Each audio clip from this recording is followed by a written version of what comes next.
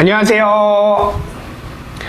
수학고통 제로의 저자이자 더 블랙매스 TV 그리고 더 블랙 에듀의 원장인 서동범 원장입니다. 네, 오늘은 이제 현재 고등학교 3학년들이 가장 걱정하고 있는 이 수능 수학 어떻게 대비해야 될지에 대해서 되게 많은 고민이 있을 것 같은데요. 이러한 고민들에 대해서 확실하고 명쾌한 해답 이 자리에서 제가 드리도록 하겠습니다. 우선 킬러 난이도의 문항을 출제하지 않는데 난이도가 높아지지 않는다는 얘기로 생각을 할 수 있잖아요. 하지만 난이도는 낮아지지 않을 거다라고 발표를 했는데요. 이게 도대체 무슨 말일까요? 자, 지금까지 수능은 다양한 난이도로 출제되어져 왔습니다. 수능이라는 시험 자체가 상대평가로 이루어져 있기 때문에 아무리 쉬운 난이도로 출제를 한다라고 하더라도 변별력이 있는 문항은 무조건적으로 생길 수밖에 없어요.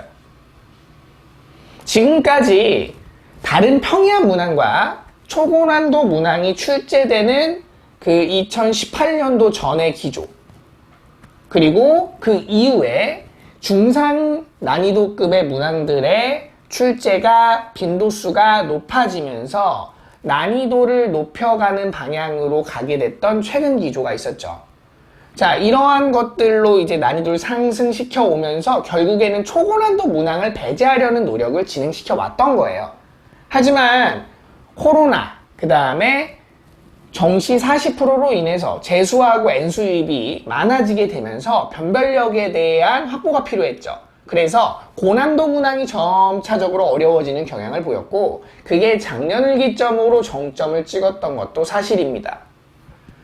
자, 이에 킬러 문항을 배제하고 교과 과정 안에서 출제하라는 이야기가 나온 것이 이제 다음과 같은 거의 이제 결과에 대한 해석으로 볼 수 있을 것 같은데요.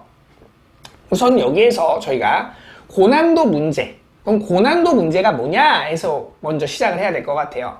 고난도 문제는요, 세 가지 유형으로 나뉩니다. 첫 번째, 순차적 복합 문제.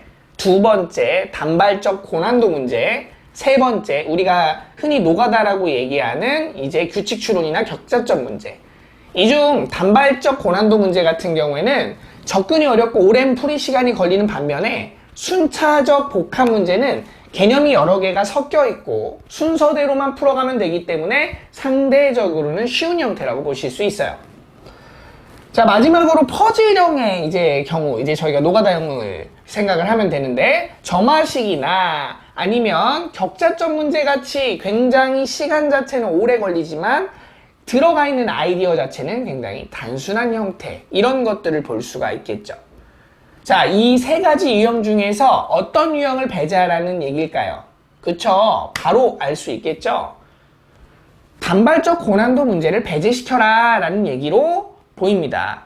자, 그 이유는요, 아시다시피 어려운 문항, 초고난도 문항, 대학교 내용을 미리 선행했을 때 필요한 문항들을 배제하라는 얘기이기 때문에 특정 테크닉이나 학원에서 가르칠 만한 내용들, 외적인 내용들이 있죠. 외정, 복소평면, 로피탈, 이런 거, 비율관계 같은 것들요. 이런 것들을 통해서 문항을 쉽게 단순화시킬 수 있는 내용들을 없애자라는 측면으로 보이고요. 그래서 이런 지속적으로 스킬에 따른 문제풀이는 나오기는 하지만 특정 스킬이나 이제 강사들이 가르쳐주는 방법을 통해서 문항이 쉽게 풀리는 것을 방지하고 이제 교과서의 원리적 추론 문제나 빈칸 개념, 그 다음에 이제 심화 개념 더보기 등의 교과서에 나오는 이제 심화 문제들의 개념들이 있죠. 교과서를 결국에는 꼼꼼히 봐야 될 거예요.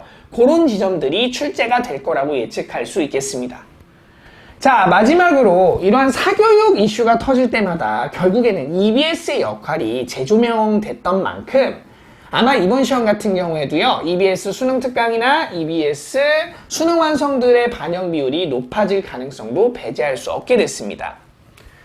자, 그래서 다른 사설 많은 문제들보다 최우선적으로 EBS 교재를 완성시키는 것을 목표로 공부할 가능성, 요게 훨씬 필요하다라고 생각해 주시면 될 것 같고요. 자, 이번 결국에는 수능 이슈로 굉장히 시끄러워진 것은 사실이지만 결과적으로는 변하지 않는 하나의 원칙이 있죠. 뭐죠?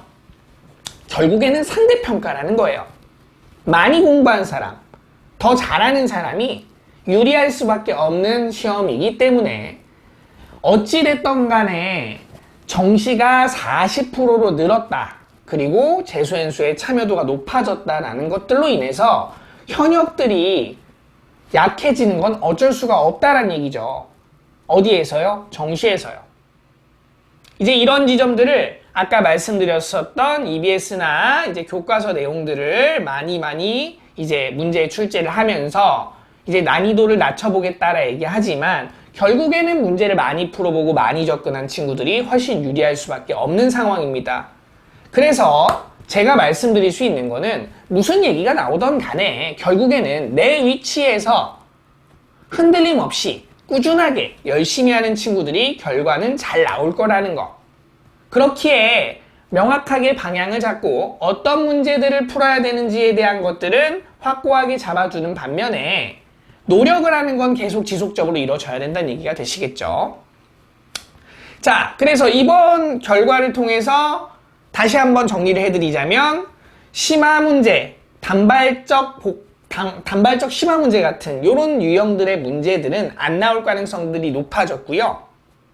대학교 문항이나 아니면 스킬을 통해서 빠르게 풀리는 문항 같은 경우에는 출제가 안 될 가능성이 굉장히 높아요. 하지만 이것도 모두 다 점검할 수 없기 때문에 어느 정도 필요한 개념들, 예를 들자면 뭐 3차 함수의 비율 관계 등 이런 것들은 알아두시는 게 좋겠죠.